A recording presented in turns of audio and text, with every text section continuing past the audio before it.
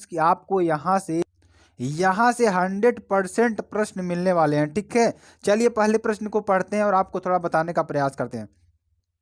आवेशों के मध्य लगने वाले वैद्युत बल की सहायता से वैद्युतशीलता का विमीय समीकरण निकालिए। आवेशों के मध्य लगने वाले वैद्युत बल की सहायता से वैद्युतशीलता का विमीय समीकरण निकालिए। ठीक है, चलिए यहाँ से कैसे निकालेंगे हम आपको बताते हैं। F equal to 1/4 Q1 Q2 upon R square. तो यहाँ से एप्सिलॉन नॉट बराबर क्या हो जाएगा, Q1 Q2 अपान F R का स्क्वायर। ठीक है, तो एप्सिलॉन का मान क्या हो जाएगा, देखिए Q1 क्या हो जाएगा 80 और यहाँ पे Q2 क्या हो जाएगा 80। ठीक है, और यहाँ से F का मान क्या हो जाएगा MLT की पावर -2 L स्क्वायर। ठीक है, ML की पावर -3 T की पावर 4 A की पावर 2। यहाँ से आपका ये आंसर हो जाएगा। बहुत ही इंपॉर्टेंट प्रश्न है। ठीक है मेरे प्यारे स्टूडेंट, आपको कहीं जाना नहीं है, बहुत अच्छे तरीके से अगर न समझ में आए तो कमेंट सेक्शन में जरूर बता दीजिएगा। ठीक है, वैद्युत क्षेत्र की तीव्रता की परिभाषा था, इसका मात्रक लिखिए। वैद्युत क्षेत्र की तीव्रता की परिभाषा तथा इसका मात्रक लिखिए। तो वैद्युत क्षेत्र की तीव्रता की परिभाषा लिखना है, इसका मात्रक लिखना है। तो वैद्युत क्षेत्र में किसी बिंदु पर रखे परीक्षण आवेश पर, यानी वैद्युत क्षेत्र में किसी बिंदु पर रखे परीक्षण आवेश पर लगने वाले बल F तथा परीक्षण आवेश Q के मान की निष्पत्ति को उस बिंदु पर वैद्युत क्षेत्र की तीव्रता E कहते हैं। ठीक है, अर्थात E बराबर F अपान Q0। ठीक है, ये आपको अच्छी तरीके से समझ में आ गया। चलिए आगे आपको बताते हैं। अगला प्रश्न देखिए क्या है, ये भी बहुत ही इंपॉर्टेंट है। देखिए चित्र में प्रदर्शित आवेशित खोखले बेलन के वैद्युत क्षेत्र की बल रेखा को दर्शाइए। ठीक है, क्या दर्शाना है, वैद्युत बल रेखा को दर्शाना है, बहुत ही इंपॉर्टेंट है। ठीक है, चलिए यहाँ पे देखते हैं। चूंकि खोखला बेलन क्या होता है, धन आवेशित है। खोखला बेलन क्या है हमारा, यहाँ पे आप देख सकते हैं ये धन आवेशित है, अतः बल रेखाएं बेलन से बाहर की ओर इंगित होंगी। जो बल रेखाएं हैं वो बेलन की बाहर यानी बेलन से बाहर की ओर इंगित होंगी, जैसा कि चित्र में दर्शाया गया है। ठीक है, यहाँ से आप देख सकते हैं अगर यहाँ पे जो वैद्युत बल रेखाएं बाहर की ओर निकल रही हैं। ठीक है, चलिए अब आपको अगले प्रश्न की ओर बढ़ते हैं। अगला प्रश्न देखिए क्या है, वैद्युत ध्रुव आघूर्ण से आप क्या समझते हैं। ठीक है, वैद्युत द्विध्रुव आघूर्ण से आप क्या समझते हैं, इसके बारे में थोड़ा आपको बताना है और आपको इस तरीके से समझाना भी। ठीक है, चलिए यहाँ पे देखते हैं। वैद्युत द्विध्रुव के किसी एक आवेश का मान, वैद्युत द्विध्रुव के किसी एक आवेश का मान तथा दोनों आवेशों के बीच की अल्पतम दूरी के गुणनफल को वैद्युत द्विध्रुव का आघूर्ण कहते हैं। माना वैद्युत द्विध्रुव के आवेश Q तथा उसके मध्य की दूरी D है, तब वैद्युत द्विध्रुव आघूर्ण P बराबर QD। ठीक है, क्या हो जाएगा, P बराबर QD। ठीक है, यहाँ से आपको अच्छी तरीके से समझ में आ गया होगा। चलिए आगे आपको बताते हैं, आगे समझाने का प्रयास करते हैं। देखिए आगे क्या है, वैद्युत द्विध्रुव के कारण निरक्षीय स्थिति में किसी बिंदु पर वैद्युत क्षेत्र की तीव्रता का व्यंजक लिखिए। तो वैद्युत द्विध्रुव के कारण निरक्षीय स्थिति में किसी बिंदु पर वैद्युत क्षेत्र की तीव्रता का व्यंजक लिखना है। तो देखिए कैसे लिखेंगे हम आपको बताते हैं। किस स्थिति में लिखना है, निरक्षीय स्थिति में आपको लिखना होगा। ठीक है, तो वैद्युत द्विध्रुव के कारण निरक्षीय स्थिति में किसी बिंदु पर वैद्युत क्षेत्र की जो तीव्रता होगी मेरे प्यारे स्टूडेंट्स क्या होगी, E बराबर 1/4 into P upon R cube newton प्रति कूलम। ठीक, तो ये आपको अच्छी तरीके से समझ में आ गया होगा, बहुत ही अच्छी तरीके से मेरे प्यारे स्टूडेंट्स। तो सारी चीज़ें आपके लिए अवेलेबल हैं, बस आपको हमारे साथ जुड़ने की ज़रूरत है और समझने की ज़रूरत है। जहाँ पर देखिए क्या कर रहा है, P बराबर क्या है, वैद्युत द्विध्रुव आघूर्ण तथा R बराबर द्विध्रुव के मध्य बिंदु की प्रेक्षित बिंदु की दूरी। ठीक है, अब देखिए अगला क्या है, स्थिर वैद्युतिकी में गॉस के नियम का उल्लेख कीजिए अथवा गॉस प्रमेय क्या है। ठीक, चलिए अब इस प्रश्न का उत्तर हमें लिखना है। इस नियम के अनुसार किसी बंद पृष्ठ से गुजरने वाला वैद्युत फ्लक्स, इस नियम के अनुसार क्या होता है, किसी वैद्युत फ्लक्स से बंद पृष्ठ से गुजरने वाला वैद्युत फ्लक्स फाई ई उस पृष्ठ द्वारा परिबद्ध कुल आवेश Q का 1/ε0 गुना होता है। ठीक है, यहाँ से फाई ई बराबर क्या हो जाएगा, Q/ε0। ठीक है, अब जहाँ पर ε0 क्या है, निर्वात की वैद्युतशीलता है। क्या है, निर्वात की वैद्युतशीलता है। अगले प्रश्न को देखेंगे, सिग्मा आवेश घनत्व वाले किसी अनंत विस्तार के सम आवेशित पृष्ठ के निकट R दूरी पर वैद्युत क्षेत्र की तीव्रता का सूत्र लिखिए। ठीक है, वैद्युत क्षेत्र की तीव्रता का सूत्र लिखना है। यहाँ से देखिए वैद्युत क्षेत्र की तीव्रता ई बराबर sigma upon two epsilon not होगा, जहाँ एप्सिलॉन नॉट क्या है, निर्वात की वैद्युतशीलता है। ठीक है, चलिए अगले प्रश्न की ओर बढ़ते हैं। एक बंद पृष्ठ के भीतर n वैद्युत ध्रुव रखे हैं। कितने n वैद्युत ध्रुव रखे हैं? तो एक बंद पृष्ठ के भीतर n वैद्युत ध्रुव रखे हैं, तो बंद पृष्ठ से निर्गत कुल फ्लक्स कितना होगा? शून्य। कितना होगा? शून्य होगा। ठीक है, चलिए आगे आपको बताते हैं। बहुत ही अच्छी वीडियो आपके लिए होने वाली है मेरे प्यारे स्टूडेंट्स, आपको जुड़े रहना है, कहीं जाने की जरूरत ही नहीं है। हम आपको दिन भर ऐसे बैठकर पढ़ाएंगे, कोई दिक्कत वाली बात नहीं। आपके लिए हमने कहा ना कि इतना ज़्यादा वीडियो देंगे कि आपके एग्जाम में 95+ नंबर बनाकर ही रहेंगे। आपको बस हमारे साथ जुड़े रहने की जरूरत है। हम ऐसे बैठ कर पढ़ाते रहेंगे, आप पढ़ते रहिए रात दिन, कोई दिक्कत वाली बात नहीं है। वैद्युत विभव की परिभाषा दीजिए तथा इसकी बीमा लिखिए। तो वैद्युत क्षेत्र में किसी बिंदु पर वैद्युत विभव धन परीक्षण आवेश को, ठीक है, यानी वैद्युत क्षेत्र में किसी बिंदु पर वैद्युत विभव किसी धन परीक्षण आवेश को अनंत से, कहाँ से? अनंत से। ठीक है, चलिए अगला प्रश्न हमारा क्या है कि वैद्युत विभव की परिभाषा दीजिए तथा इसकी बीमा लिखिए। तो वैद्युत विभव की परिभाषा देना है, उसकी बीमा हमें लिखना है। ठीक है, तो वैद्युत क्षेत्र में किसी बिंदु पर वैद्युत विभव किसी धन परीक्षण आवेश को अनंत से उच्च बिंदु तक लाने में किए गए कार्य तथा धन परीक्षण आवेश के मान को निष्पत्ति के बराबर होता है। यानी कि अगर हम कहें तो V बराबर क्या होगा हमारा? W/Q0, यानी कि इसका मात्रक जूल प्रति कूलम या वोल्ट होगा। और अगर वैद्युत विभव की बीमा की बात करें तो mL² T⁻³ A⁻1 होती है। ठीक है, आंसर हो जाएगा आपका। चलिए आगे आपको बताते हैं।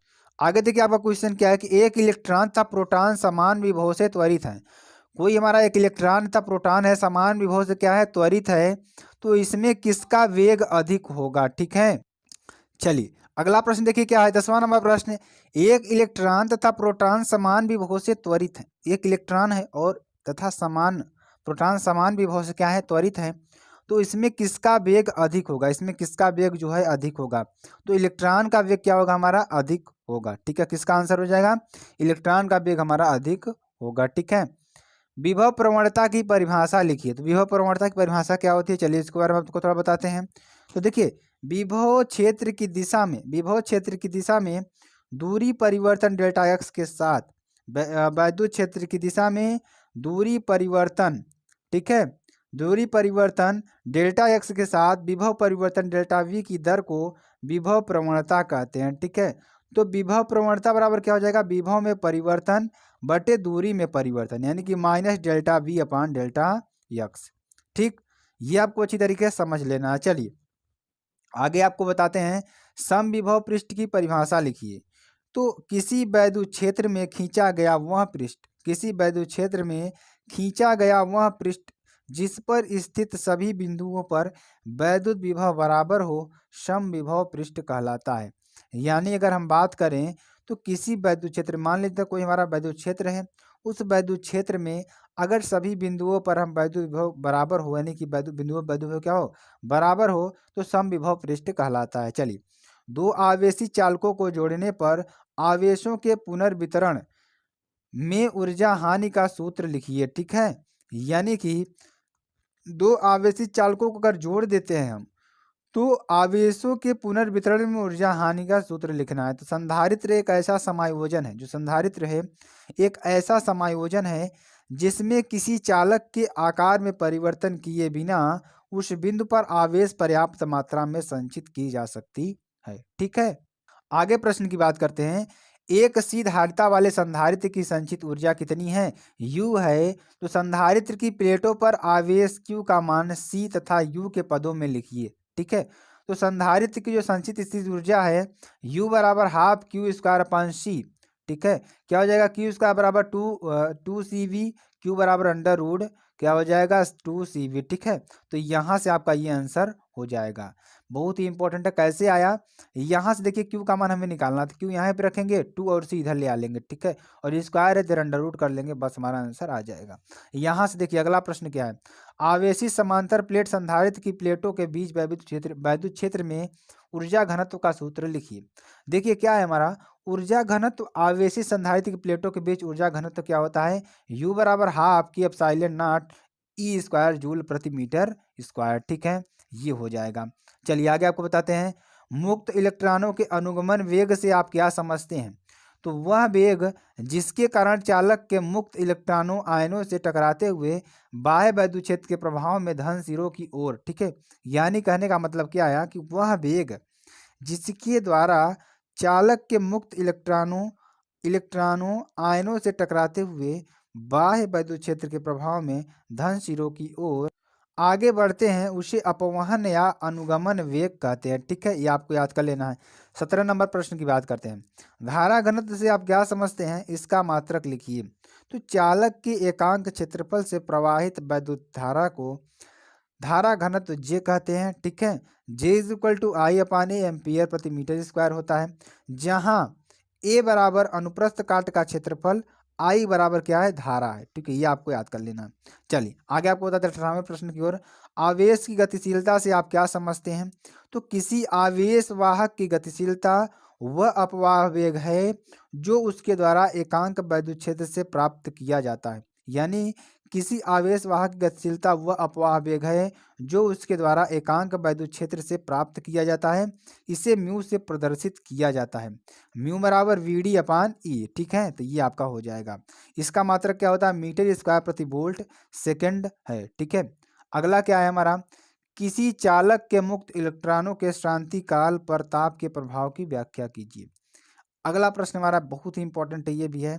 तो किसी चालक के ताप वृद्धि के कारण मुक्त इलेक्ट्रॉनों का शांतिकाल क्या होता है, घट जाता है।